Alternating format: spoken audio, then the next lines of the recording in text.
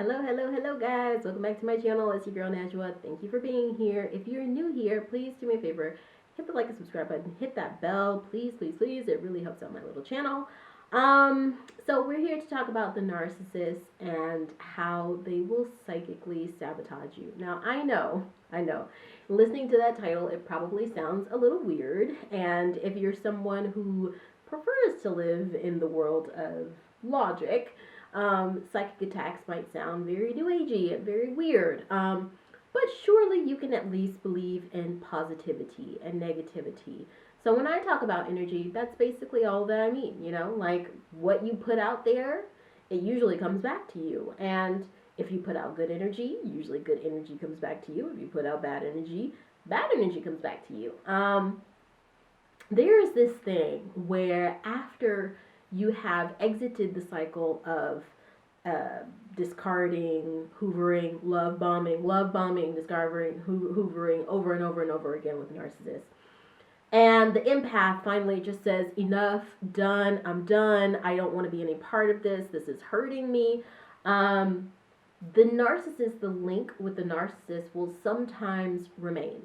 And I think if you look at this too logically, if you look at this too linearly, you'll probably kind of miss the ball here. You'll miss what's going on because we are all energy. We as human beings, we live in a day and age right now where we literally are denying what's so integral to our being here, which is something that's deeper than just skin deep, something that's deeper than just, numbers and words on pieces of paper. We are spiritual beings, and whether you believe in a higher power or not, you can at least recognize that when you look at the anthology of human history, when you look at Stonehenge and the pyramids and the Aztecs, when you look at Montezuma, when you look at so many of these sacred places here on earth, they weren't created because, hey, it's gonna make me more money, or like I'm gonna get more followers on Twitter, or like I'm gonna get some thoughts at the club. It's related to that energy thing, again, that spirituality thing. And so if you're thinking a little bit too linear, you might miss that, and you might be, after you've left the narcissist, that doesn't mean that they haven't left you. And so you might really be having little random illnesses. Maybe you have problems concentrating. Maybe you feel like you've become a clumsy person. Like 5 times in a week you hit yourself, you stubbed your toe, you cut yourself on a knife, and you might think that those things are not connected with the totally toxic, evil person that you cut out of your life. But it could be. It could be, really, because the energy that we send out in the universe, I'm a true believer that energy can truly reach its target. Now, I mean, am I going to go around claiming that I believe in voodoo? I don't know about that, but I definitely wouldn't want to be on the receiving end of some voodoo, it's like I definitely wouldn't want to chance it. So, yeah, let's talk about this a little bit. I have an article here. I have some thoughts and I have some pieces of advice that I would say to kind of cut that psychic, almost telepathic link that you have with the narcissist long after they're even like out of your life, but you just still feel like they're somehow sabotaging you. You become clumsy or klutzy, or you keep hurting yourself, or you have these little weird illnesses popping up, or you feel really sad and depressed, or you want to pick up the phone and call them, but at the same time you're like, oh my God, I know that they're crazy and they're not good for me. Sometimes, again, it's coming back to that energy thing. I feel like I have a few pieces of advice to shed, which is pretty much the same thing that I've always said. It comes back to you keeping on your mission. It comes back to you realizing what your purpose in life is. It's naive to think that we all have the same purpose in life. We don't. There are some of us who we are driven to helping people through medicine. There are some of us we're driven through helping people through our words. Some of us are driven to helping people through our art, But let's talk about this, and I'll give you the pieces of advice that I've kind of come to the conclusion of how to combat negative psychic, nasty energy that's coming from the narcissist, even though they're not physically necessarily in your life anymore. So this is an article from Medium, and it is entitled "The Narcissist as a Psychic Parasite." This is from Michelle Grieve, and this was written on September 19, 2020. It says, alternative survival tactics for those who cannot walk away. Reclaiming ownership of my soul from an ongoing relationship with the narcissist is one of the most challenging experiences I have encountered, but it can be done. If you've experienced a significant relationship with a narcissist, you will know just how insidiously and relentlessly destructive it can prove for your soul. Yes, we're talking soul level destruction here. Pause there. I believe in a human soul. If you don't believe in a human soul, that's okay. But truly, I feel like if you are looking at this and not looking past the sort of visceral, corporal level that this is on, and not looking at something that is more spiritual, you might lose out. And the narcissist is very aware that in life there are things that go beyond what we can feel and what we can see, and they're using it against you. So don't be as naive as to think that they're not attacking your soul from afar, even, because they are. They can and they will. So yes, we're talking soul level destruction here, resulting in the kind of visceral injuries that become scarred into your DNA. One thing that I've noticed when I look at other materials where people are talking about the narcissist across all types of platforms, not just in one place, I see this a lot. People say, I've gone gray rock, I've gone yellow rock, I'm not talking to the narcissist anymore. I've gone no contact, but I still feel like they're here. I still feel that presence there. Well, yeah, it's soul shattering and it attacks you from deep inside your DNA. So the article goes on to say, all advice is to get out of a narcissistic relationship as quickly and finally as possible. But what if you can't? Perhaps they are your boss. Perhaps they parent your child or are one of your own parents. What to do if you cannot desist from engaging with the narcissist in your life? How the heck do you survive with any semblance of your soul, let alone heal from the ordeal? She goes on to say, I'm urging you to reassess this energetic dynamic of the relationship, the energy exchange that occurs between you and the narcissist. So she goes on to say, I am an energy practitioner, and this shift in my perspective not only saved my sanity, it also allowed me to heal and find myself again. To quote Albert Einstein, energy cannot be created or destroyed. It can only be changed from one form to another. There you have it right there. Albert Einstein speaking to us from a whole different time. And it's right there. Energy cannot change. And energy can't be created or destroyed. It only shifts. It just changes from one form into another. And so you might be in Memphis, Tennessee, and your narcissist could be in Montesino, California, and they could be sending you all types of hate. They could be sitting there and thinking about how angry they are at you and belittling you in their head, going on your Facebook page, just seething with anger and hate. And you could be all the way over there in Memphis, Tennessee, and you're feeling it. You got migraines all of a sudden. Why do I got migraines? Oh, because somebody's psychically attacking you. And it's not, it doesn't even have to be in another location like between Montecito, California and Memphis, Tennessee. This could literally be in your same city, could be in your same zip code. It could literally be right, 10 feet away from you. But that energy, it truly exists. So the article goes on to say, know this, your narcissist chose you because you shone so brightly. Pause there one more time. I know I'm always pausing with these things. But this is something that is so true. Look at Donald Trump and Barack Obama, for example. This man has had a grudge with Barack Obama that's deep, that's visceral.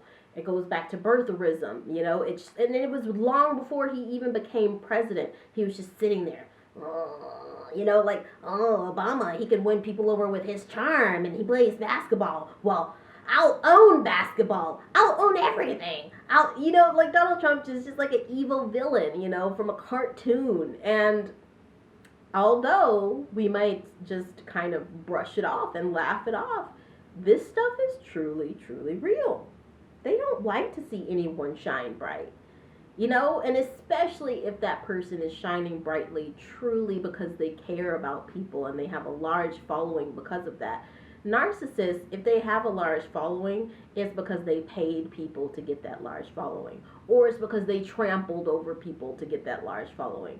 So however you shone bright, even if you shone bright in a way that was like not as a multi-million-dollar pop star or supermodel or basketball player, even if it was just at your local city bake sale and you made some cupcakes that were just banging, the narcissist is over there,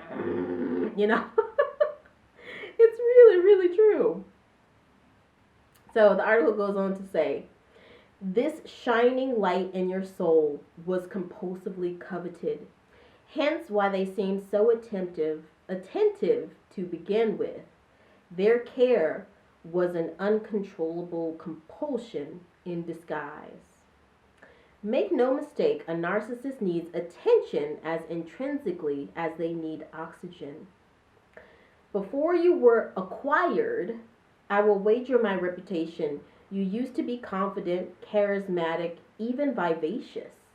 They latched onto you because they coveted your energy, aiming to feed on the attention you drew by osmosis. Now, let me just pause there, and you guys know my story. My narcissist just weaseled their way into my life over 10 years ago, and I was at the best health, lowest weight I had ever been at, and lo and behold, by the time I was booting this person out of my life, I had gained 100 pounds, and just felt like I had to get back in touch with myself. Felt like I just, in a sense, I won't say I completely lost myself, but I definitely had to go back and say, man, I used to love doing this. I used to love thinking about this. I used to be such a daredevil. I used to, what made me just a kind of a watered down version of myself? Well, you look back and the narcissist is usually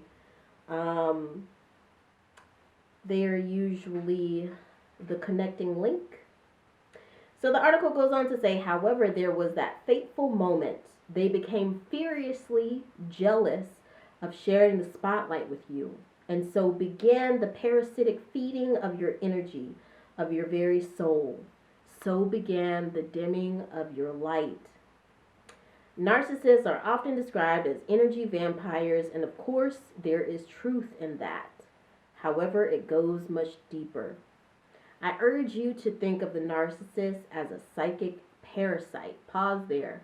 They truly, truly are. If you go back to a time, even before the whole psychic thing, even to the time where you were actively more involved in the narcissist's life and they had the mask hadn't came off yet.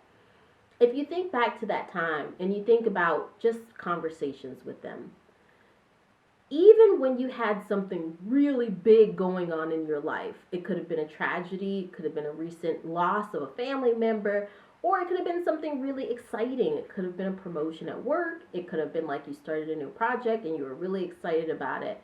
And if you think back how every single conversation you have with that person, it always went right back around to them. And it's a jealousy thing, but it's also like a Napoleon complex thing. They're jealous of you, but at the same time, they gotta outdo you. They quite literally suck the air out of the room. So the article goes on, this parasite intrinsically knows how to set up home inside you, how to gain access to your energetic body without you even knowing it's happened. I love this writing. They surreptitiously devour you from the inside out. They burrow their way in so deeply and are notoriously challenging to exercise. Particularly true if you are not in a position to ghost them. Baby, you better go ahead and ghost. If you are in a situation where you kind of have to keep the narcissist in your life, I'm very, very sorry for you. I'm very sorry. But I think that this right here, how they devour you from the inside, I think that that is something that is very, very, very true. It's something that really needs to be thought about and meditated on and rebuked. Rebuke it like the enemy. It's like you don't take as many chances anymore. You think about doing something that would be really good for you, and you have this little voice in your head that says, don't go for it. You won't be able to do it. When before you met your narcissist, that voice said, go for it. Do your best. Try. Keep your eyes on the prize. You might not even know it, but long after they're gone, that narcissist, they have it's like parasites lay eggs and stuff. I was watching on the Nature Channel, there was this parasitic, paralyzing fungus that had bitten into I think it was an ant or a caterpillar or a cricket, something like that. And it was, done with one of those micro lenses where you can really, really see it. And first it started where the fungi, the parasite, literally was making the bug move its arms involuntarily, all of course, and the bug knows what's going on. The bug knows that it's gonna die because this parasite is slowly. It just looks like it's coming up, and it looks like it's freezing his whole body. It looks like icicles are coming off of him, and before you know it, that bug is just frozen there, completely dead. And that is how the narcissist is. They are a parasite. So the article goes on to say, you are forced to exercise the demon while maintaining a relationship with it.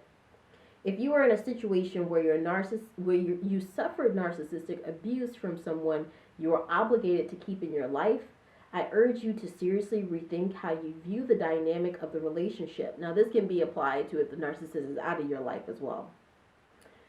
They go on to say, as an energy practitioner, I work with protective energy daily. It's part of my energetic health routine.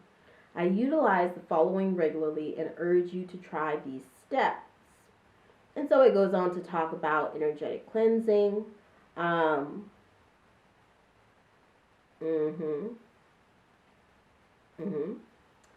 it says, use an appropriate cleansing smoke, sound vibrations, intention. So it says, use an appropriate cleansing smoke, sound vibrations, intention setting, salt to absorb negative energy, shower in cool water. Work with crystals such as black tourmaline and mahogany obsidian. Hematite is also a very powerful protector against the narcissistic energy. And do not be shy of utilizing them all. So I will definitely say that I am no expert on jewels or anything like that, and I think that as a Catholic, it's like I can't go too deep into this stuff.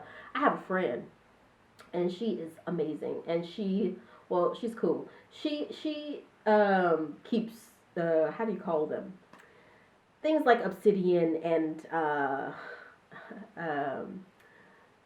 the minerals, the crystals. That's what I was trying to think of, the word crystals. She keeps some of them on her. She keeps them in her pocket, and in necklaces and things like that. So you can imagine what her home looks like. She has all types of beautiful plants and crystals and things like that. For me, for example, I've got a Himalayan salt lamp right here. And I think that it brings a certain amount of calmness, you know, but at the same time, it has a dual purpose of cleansing the air because the salt actually absorbs dust and pathogens and things like that. So I would really also recommend to you, if you can, go to a friend who knows about crystals and things like that, or go to an actual boutique where they sell crystals and talk to people. And my recommendation, especially if you're like me and you don't want to get too deep in the woo woo, just because maybe that's not what the scripture really wants us to do. Ask about the ones that really have an actual physical, like a benefit, you know, like the Himalayan salt lamp, it sucks up dust and stuff. So maybe look at some of the ones that, you know, have a benefit as far as like maybe it helps breathe, may help you breathe better, whatever it is, you know. The next thing she says, I think this is a she. Yes, Michelle. So the next thing Michelle says is create a bubble of protection. Now you guys know I've talked about that shielding exercise where you take in 3 deep breaths and you say, I hereby release any energies that are not mine. It is done, it is done, it is done. That's a really good one. So Michelle says energetic cord cutting, releasing your soul. Narcissists are skilled at maintaining an energetic connection. They will get your energy literally and or energetically. They're not overly fussy, which they want you awake and thinking about them until the early hours. They'll take that. You need to consciously become aware of the threads of energetic cord linking you to them. Literally visualize them with a big pair of scissors and cut those cords. Oh, I never thought about that. That's a good idea. Do this as many times as you feel the need. Sometimes I do this daily. So this right here, I think is really, really interesting because I think all victims of narcissistic abuse have gone through that, right? Like long after you've cut the ties with them, you will find yourself laying up awake, laying there in the bed thinking about them. Like, oh, well, maybe I was too harsh. Maybe I should give them a call, etc., etc. I think that, you know, you can look at energy from a woo-woo perspective, a spiritual perspective, however you want to do it. But you can also just think of it from a literal standpoint. And, you know, the old black folks, they have the saying of like, if your ear is itching, that means somebody's talking about you, for example. And that might just be true to a certain way. We see those things where, for example, twins, you know, we know that twins are very, very close and connected with one another almost like a DNA level. And sometimes when one twin is injured somewhere, the other twin will feel it or they'll sense it. Don't trick yourself into thinking that those bonds and connections aren't real. And so when you're lying up in the bed and you're thinking, maybe I did the narcissist wrong. You know what's happening, you know, in a bed somewhere else, that narcissist is sitting there thinking, I hate her so much, or I hate him so much. They think that they're so smart. They think that they're so creative. They think they're so cute. They think they're so fashionable. Well, I'll show it to them.